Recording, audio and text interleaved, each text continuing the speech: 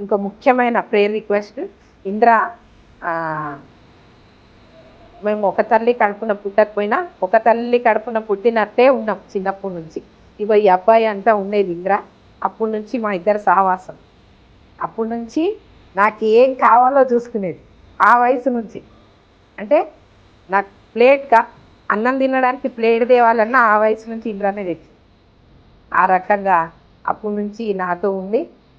కాబట్టి నా ఆశ ఏంటంటే ఆమె రక్షించబడాలి, ఆమె భర్త రక్షించబడాలి. దేవుడు వాళ్ళిద్దరిని ప్రేమించి 3 కుమారులను ఇచ్చింది. ఆజాను బాహులు, అందగాళ్ళు. అంటే మనం వింటూ ఉంటాం కదా,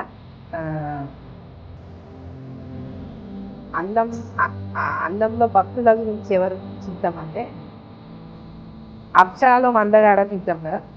ఈరోజు రెండో అబ్బాయిని చూసినప్పుడు అట్లా అనిపించింది. అంటే 3 అబ్బాయిలు అట్లానే ఉంటారు, కాకపోతే అట్లా అనిపించింది.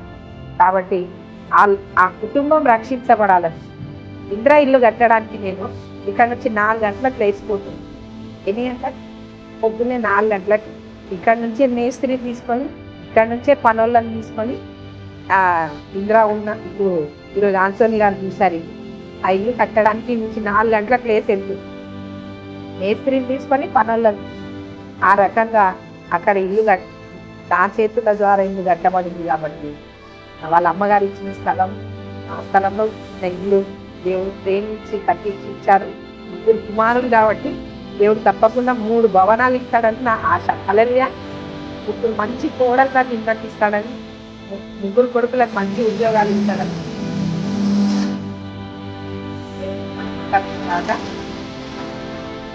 కాబట్టి ఆశ ఏముందంటే ఇంద్ర ఇంటి పైన ఒక చిన్న షెడ్ వేసి అక్కడ పరిచర్య స్టార్ట్ చేయాలని.